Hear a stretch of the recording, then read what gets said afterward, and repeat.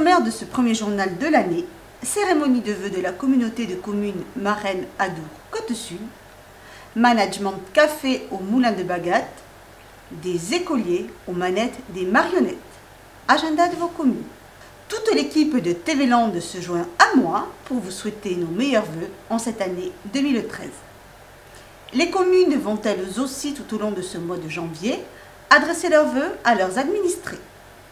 La communauté de communes Max est la première à débuter cette série de vœux. Cette année, c'est à Souston, dans une salle Roger Hanin métamorphosée pour l'occasion, qu'Éric Kérouge, président de Max, a présenté ses vœux pour cette nouvelle année. Après un film retraçant les aménagements de l'année écoulée, le président de la communauté de communes a fait la liste sous forme d'abécédaire inversé des perspectives et des enjeux pour 2013. Max, vous le savez, est désormais la communauté la plus peuplée des Landes, avec près de 60 000 habitants. Pas une gloriole, c'est juste un constat. Encore faut-il maîtriser cette croissance démographique.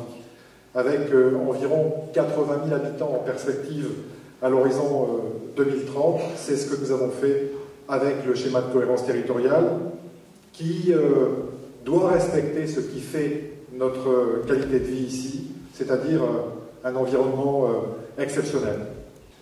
Après, le S. Le S comme solidarité, tout simplement. La solidarité, c'est devenu le parent pauvre du discours politique national, comme s'il s'agissait d'un mot honteux. On critique d'autant plus la solidarité qu'on n'en a pas besoin. Mais la solidarité, c'est le quotidien. La solidarité, ce sont les quelques 700 bénéficiaires du Centre intercommunal d'action sociale de Max. Ce sont les logements d'urgence, pas pour créer des assistés, pas du tout, mais pour répondre à des moments qui sont difficiles, à des moments de désespoir qui peuvent arriver à chacun dans une vie. Des ruptures, le chômage, des conjoints violents, qui peut se croire immunisé. F, parce que la formation, c'est aussi important. Cette année, vous l'avez vu, des écrans numériques interactifs ont été installés dans 90 salles de classe de cycle 3, le CM2, le CM1 et le CE2. En 2013, ce seront les CE1 qui vont être équipés, mais surtout, en 2013, ce sont près de 2300 tablettes numériques qui seront mises à disposition de tous les enfants de cycle 3 de la communauté de communes. Pas pour le clin d'œil technologique, mais tout simplement pour la nécessité pédagogique et pour les latitudes offertes par ces équipements. On arrive au A comme avenir, parce que pour reprendre Gambetta, l'avenir n'est interdit à personne. Parce que l'avenir doit appartenir à tous. Parce que envisager notre avenir, c'est construire notre espoir commun. C'est construire l'espoir commun en France et localement, sur notre communauté et dans nos communes.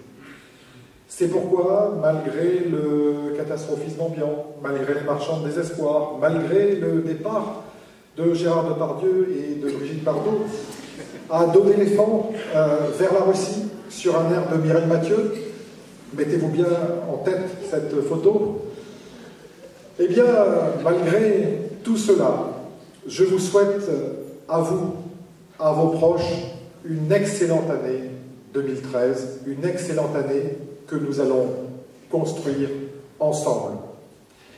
Et qu'on se le dise, si on n'avait pas compris, si le changement c'est maintenant, laissez-moi vous dire un secret, le changement, vous l'avez vu en 2012 et continuerez à le voir en 2013, le changement c'est aussi ici. Merci à toutes et à tous.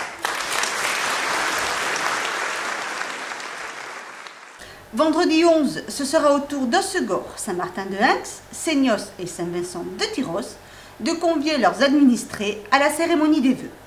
Samedi 12, monsieur le maire de Tos inaugurera ces nouvelles installations, la structure pour adultes handicapés ainsi que l'extension de la salle polyvalente. Il adressera à cette occasion ses meilleurs vœux aux habitants de sa commune. Cette semaine se tiennent des négociations nationales entre le MEDEF et les organisations syndicales. En cette fin d'année 2012, au Moulin de Bagat, le MEDEF d'Aquitaine rencontrait Alain Rousset, président de la région Aquitaine. Notre journaliste vous fait vivre cette rencontre. Du reste, vous Donner l'envie d'avoir envie, tel était le slogan de cette soirée, organisée à l'initiative des MEDEF du Pays Basque, du Béarn et de la Soule et des Landes. Pour moi, le but de cette soirée, c'était tout simplement de concilier la politique avec l'entreprise, les politiques avec l'entreprise. C'était le challenge. On a trouvé quelqu'un qui a voulu relever le défi, il s'appelle Alain Rousset. Et je trouve que pour nous, c'est déjà une grande victoire parce que je vous rappelle qu'on est dans un département qui s'appelle les Landes et c'est compliqué. J'irai pas plus loin. Une rencontre très attendue par les patrons de la région. Pour preuve, plus de 450 personnes étaient présentes pour cette soirée. Moi, je suis quelque part content qu'ils soient venus, mais quand on les avait contactés, ils étaient quasiment tous favorables au projet. Il n'y en a pas un qui m'a dit bah non, tu fais une erreur, mais non, c'est pas bien. Au contraire, ils ont tous approuvé parce que vous savez quand même qu'on est dirigé par une politique de gauche, que c'est un homme de gauche et que quelque part il était important de l'amener dans un territoire local ici, je dirais peut-être pas de droite, mais de patron, quoi. Je n'irai pas plus loin non plus. Patrons, artisans, chefs d'entreprise avaient fait le déplacement pour écouter le président de la région Aquitaine, débattre sur plusieurs thèmes, un président de région proche des entreprises et qui maîtrise son sujet. D'abord, c'est une des grandes compétences de la région, c'est même une des compétences essentielles. Ensuite, ça a été mon job quand je me suis occupé de reconversion industrielle. Et puis peut-être aussi, je le disais au président de MEDEF du Pays Basque, je suis originaire d'un petit village du Massif central, un petit village de 5000 habitants, qui avait une mono-industrie. Et à un moment donné, les 36 usines se sont arrêtées. Donc je pense que ces aspects de développement industriel, de créer de nouveaux emplois, de développer tout ce qui est l'attractivité d'une région, ça fait partie de mes gènes. Face au président du MEDEF, aux chefs d'entreprise et même à de jeunes diplômés, Alain Rousset a abordé différents thèmes, tels la formation, la compétitivité et le rapport gallois, ou encore la BPI, avec toujours de l'inquiétude dans l'avenir de la part des entrepreneurs. Mais je la sens des entreprises, je la sens des salariés aussi. C'est pour ça qu'il ne faut pas qu'on sépare les deux choses. Parce que quand vous avez des salariés qui sont tellement inquiets de leur avenir, qu'ils n'intègrent pas que des mutations puissent se faire, à ce moment-là, la situation est bloquée. Donc il faut que les chefs d'entreprise comprennent que c'est un jeu commun. Il faut qu'on avance ensemble.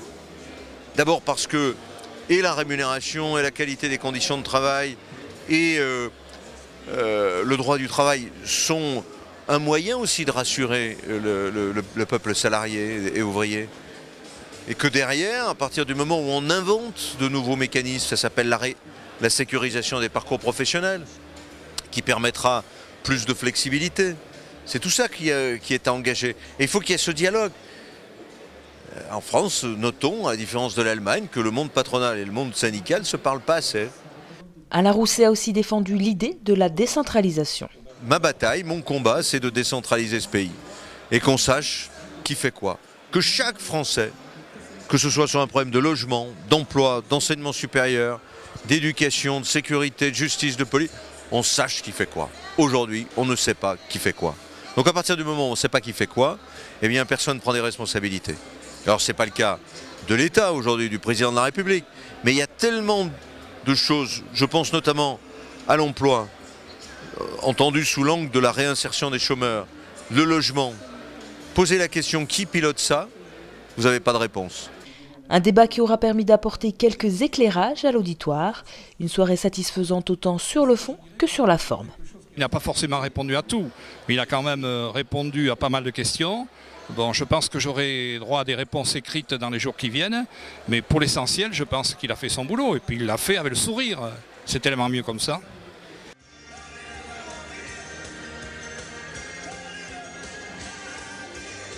Fini les vacances de Noël pour les écoliers, ils ont déjà repris le chemin de l'école. Soubion avait terminé l'année en faisant découvrir à ses élèves le fonctionnement des marionnettes grâce à un spectacle ludique. Place aux apprentis marionnettistes. Installés dans la salle des associations, les enfants s'apprêtent à assister à un spectacle de marionnettes. Rien de très original, sauf que derrière le décor, ce sont leurs camarades de grande et moyenne section qui ont donné vie aux personnages. Monsieur Loyal, le maître de cérémonie, présente son cirque avec beaucoup de fierté. Bienvenue au cirque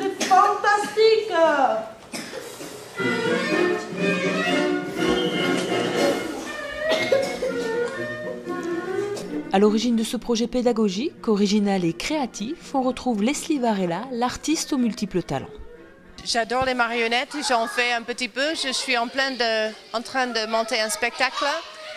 Et donc j'ai proposé en même temps aux écoles. Et Anne-Marie a été intéressée et m'a répondu. Et puis on a calé les 5 séances pour concevoir et fabriquer et après faire jouer les marionnettes. Merci. Très bien, monsieur le docteur. Je savais que vous trouveriez une solution. Maintenant, je peux faire démarrer la grande parade. Entrez la troupe féerique des voltigeurs sur chevaux.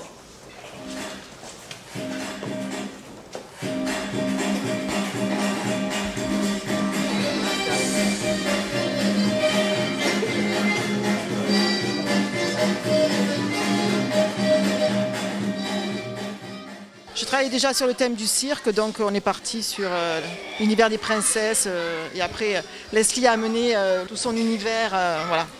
Leslie Varela, qui aime partager, échanger et qui a pour habitude de travailler avec les enfants, a passé plusieurs heures avec la classe pour créer les marionnettes et leur apprendre à les manipuler. Alors, il y avait 1 heure pour chaque séance. La première heure, c'était de faire des petites marionnettes pour comprendre un peu comment ça fonctionne. De faire bouger une marionnette sur les bâtons, etc. Et deuxième séance, conception de cirque, enfin de son personnage et fabrication. Donc 2 ou 3 séances de fabrication et après mise en scène. En route le grand défilé final.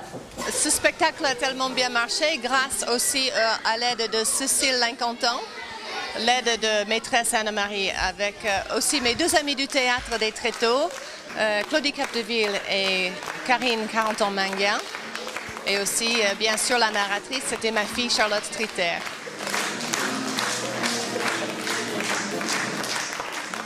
Une première représentation réussie qui ne devrait pas être la dernière.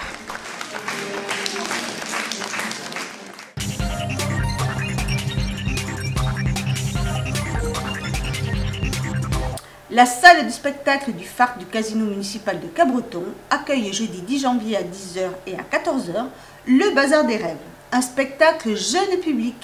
Attention, à Cabreton, les horaires d'accueil de la mairie au public changent. Vous pouvez les consulter sur le site www.cabreton.fr. Dimanche 13 janvier à 15h, la Croix-Rouge vous attend aux salles municipales de Cabreton toujours pour leur traditionnel bal annuel. Les bénéfices seront affectés à l'achat de matériel pour la formation du grand public aux gestes qui sauvent. Je vous souhaite à tous et à toutes de passer une bonne semaine et vous donne rendez-vous vendredi prochain.